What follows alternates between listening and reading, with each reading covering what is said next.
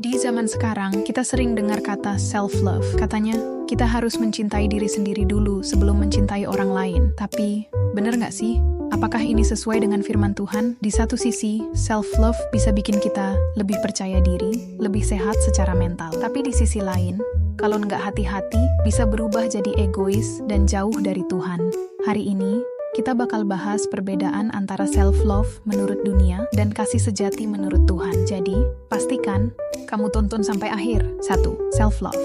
Menurut dunia, apa sih artinya? Self-love yang populer di dunia ini sering diartikan sebagai menerima diri apa adanya tanpa perlu berubah, mengutamakan kebahagiaan diri sendiri di atas segalanya, melepaskan orang atau hal yang menghambat kebahagiaan. Tanpa berpikir panjang, media sosial sering banget mempromosikan self-love dengan cara ini. Lakukan apapun yang membuat kamu bahagia. Kamu harus menomorsatukan dirimu sendiri. Jangan peduli dengan orang lain. Yang penting, kamu happy. Masalahnya, konsep ini bisa bikin kita jadi individualis, nggak peduli sama orang lain, bahkan menjauh dari Tuhan. Kita jadi lebih fokus ke aku daripada Tuhan. Menurut kamu, self-love itu penting nggak? Komen di bawah ya. 2. Apa yang Alkitab katakan tentang mencintai diri sendiri? Alkitab nggak nyebut langsung kata self-love, tapi banyak banget ayat yang ngajarin kita gimana cara melihat dan menghargai diri sendiri. Bukan dengan standar dunia, tapi dengan kasih Tuhan yang sejati. 1. Kita berharga bukan karena standar dunia, tapi karena Tuhan yang menciptakan kita. Mazmur 139 ayat 14. Aku bersyukur kepadamu, oleh karena kejadianku dahsyat dan ajaib. Sering kali kita merasa nggak cukup baik, nggak secantik atau sepintar orang lain. Tapi hey, kita bukan ditentukan oleh standar dunia. Kita berharga karena Tuhan yang menciptakan kita dengan tujuan unik yang nggak bisa digantikan siapapun. 2. Self-love sejati bukan tentang memanjakan diri atau sekadar merasa nyaman, tapi memahami seberapa besar nilai kita di mata Tuhan.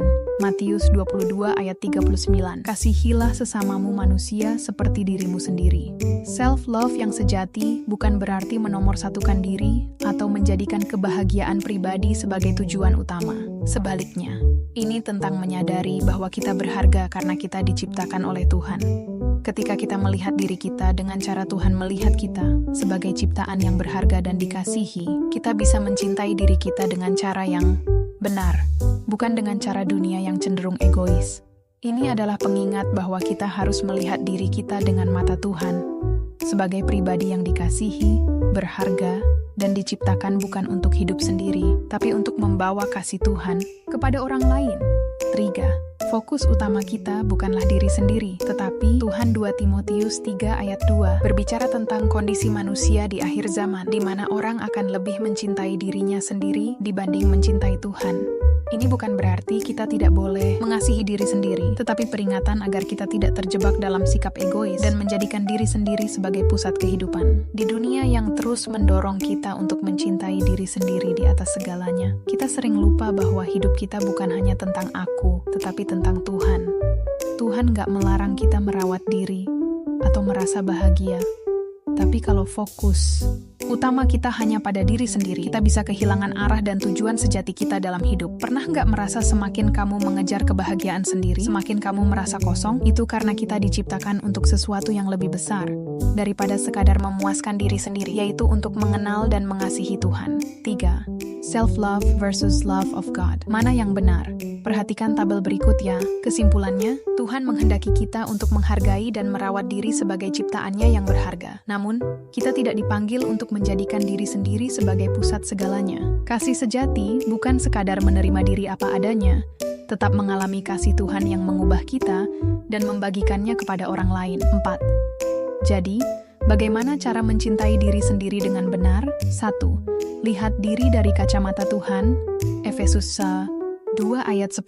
Karena kita ini buatan Allah, diciptakan dalam Kristus Yesus untuk melakukan pekerjaan baik. Tuhan menciptakan kita dengan tujuan yang jelas, bukan sekadar untuk mengejar kebahagiaan sesaat. Nilai kita tidak berasal dari pencapaian atau validasi orang lain, tetapi dari fakta bahwa kita adalah karya Tuhan yang dirancang dengan kasih dan maksud mulia. Saat kita memahami tujuan ini, kita bisa menjalani hidup dengan penuh keyakinan dan sukacita yang sejati. 2. Jangan biarkan self-love jadi alasan untuk egois. Filipi 2 ayat 3. Dengan rendah hati hati, anggaplah orang lain lebih utama daripada dirimu sendiri. Self-love bukan berarti kita boleh menutup mata terhadap kebutuhan dan perasaan orang lain. Kalau self-love membuat kita jadi hanya fokus pada diri sendiri, nggak mau mendengar masukan, atau mengabaikan orang lain demi kebahagiaan pribadi, itu bukan self-love yang sehat. Tuhan mengajarkan kita untuk tetap rendah hati, peduli, dan tidak menjadikan diri sendiri sebagai pusat segalanya. 3. Cintai diri dengan hidup dalam firman Tuhan. Yohanes 15 ayat 9, tinggallah di dalam kasihku. Kasih yang sejati bukan sekadar perasaan nyaman atau menerima diri apa adanya, tetapi hidup dalam kebenaran Tuhan.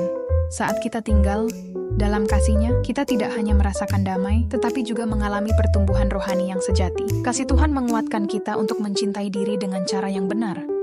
Bukan dengan menuruti keinginan pribadi semata, melainkan dengan menjalani hidup sesuai dengan kehendak-Nya. Jadi, self-love itu nggak salah, tapi self-love tanpa Tuhan bisa menyesatkan.